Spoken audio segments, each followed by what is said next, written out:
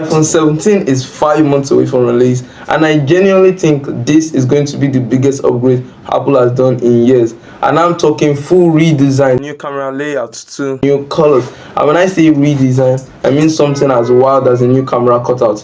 And in this video, I'm going to give you the top 7, well, actually top 7 iPhone 17 rumors that you shouldn't ignore. Number 1. So, some rumors do say that this year Apple is going to release all its series with an aluminum frame for some various reasons, namely price and weight. And yeah, this is the first time since like the introduction of stainless steel in the iPhone 14 Pros, which later became titanium in the 15 series because of weight issues, which is one of the reasons that aluminum is coming back, that Apple is releasing all its series with an aluminum frame.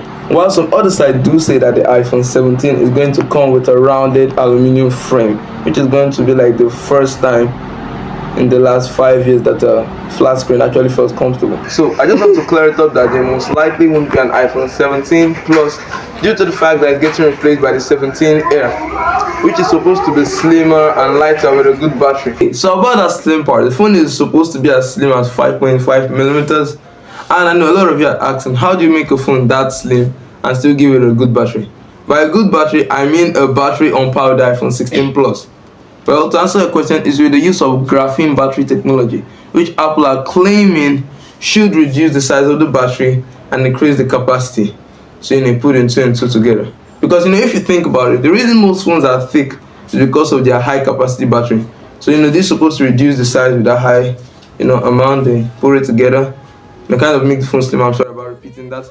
I just wanted to make sure I explain that in detail. And by the way, if you are enjoying this video or you learned something for it, please do me a favor and don't forget to like and smash that subscribe button. So some rumors do say that Apple is working on an under-face camera, but I really hope they don't, because I really like the way the Apple design signature is with dynamic island, and under-face display just doesn't work. It's not like it's a bad concept, but in reality it doesn't work as you might imagine it. I think we've all seen an example of that. Red magic, sorry about that. It's more like your camera is there, but when you add the display and color, it kind of just blocks it. It doesn't capture as much light, and it makes the image a lot grainy and soft. So in general, horrible. So if Apple was to implement this, my best guess is they're probably going to do it in a way that works, but I kind of want to see how that works out, because you know how Apple is. They're kind of like the perfectionists in like feature aspect. They're kind of a perfectionist. They test it in their own Apple way.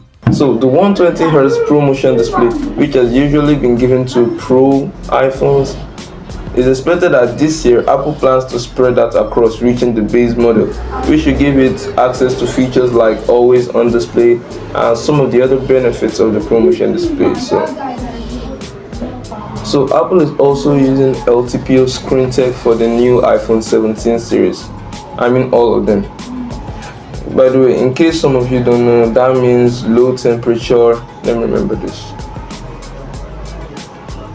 No, I can't remember this. That means low temperature crystalline oxide. I'm wondering why it's not LTCO, because of the crystalline part. But my point is, this should give you the ability to scale all the way from 120 Hz down to 1 Hz, depending on what you're displaying, making it more battery efficient. So yeah, both the iPhone 17, 17 Air, Pro and Pro Max are going to be featuring the screen tech. But thinking about this, why hasn't this been done earlier? Like, hasn't Apple ever thought, oh, you guys are paying $800 for a phone, you definitely need a 120 Hz display? Like, don't get me wrong, I am happy that it's finally coming, but I'm just struggling to think why this couldn't have been done, say, in the time of the iPhone 13. Because I am probably a lot of you are thinking, why couldn't this have been done earlier? But at least this year, all of them are gonna have 120 Hz display, and that I am happy, because $800, not 1, not 2, not 3, not 4, not 5, not 6, not 7, not 8, actually $800. I'm gonna cut that part.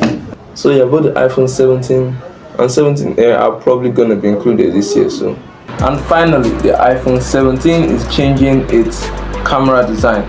That's for the back-facing camera. So you know the way usually what you expect is like that island with like 3 camera modules. Well, this year it's supposed to be like spread across like a banner in a horizontal way with the same 3 camera setup. I don't know how to explain it, so I'm gonna put it in this picture. Yeah, so that is the 3 camera I was talking about, and the kind of horizontal banner shape that spreads across the phone. While for the iPhone 17 Air, just imagine the same thing with 1 camera. And for the 17, the same design with the iPhone 16. That's a dual camera that's in a vertical setup around the ring. So yeah, I don't think the iPhone's camera design is bad, but its overstayed is welcome. So it just makes every new phone feel boring, because they only talk about software, but it still looks like the same thing. So yeah, I think everyone can wake up, look at their phone and see that's something different. Probably something a lot of you are gonna ask questions about is how significant are the camera improvements? Well, this year it's expected that the camera improvements of the iPhone 17 compared to the 16 are said to be significant. For example, the selfie camera of the iPhone 16 is said to go from a 12 megapixel to 24 on the 17, which means that's a double megapixel count. While for the back camera, a lot of rumors do say that we should be expecting a 48 megapixel for all the lens, meaning for the pros is a 48 megapixel wide, ultra wide, and terapizing telephoto. So that's 3 48 megapixel lens. For the 17 Air is 1 lens, so that's 48 megapixel. And for the iPhone 16 is 48 megapixel for 1 lens. They haven't really clarified what the second lens is, but I'm guessing all of them are 48 for the Pro. I'm guessing the same thing for the 16. That's 2 48 megapixel lens to make everything kind of balanced. Another thing I haven't mentioned is that the iPhone 17 is expected to be able to shoot 8K videos, which is going to be the first time since the history of iPhone that an iPhone is getting the ability to shoot 8K videos. But this is not one of the things where I'll say, why hasn't Apple done it or caught up? Because if you think about it, 90% of the average phone users would always use 4K. I would even advise you that 4K at 30 FPS is already good enough. But if you want a smoother playback speed, that's when you put it at 60 FPS.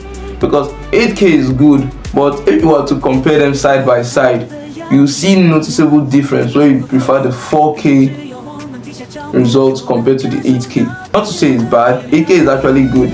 It has significant improvement over the 4K, but that's only when the environment is favorable. So I don't know, it's a kind of a win, and so it's good that 8K is coming to the iPhone 17.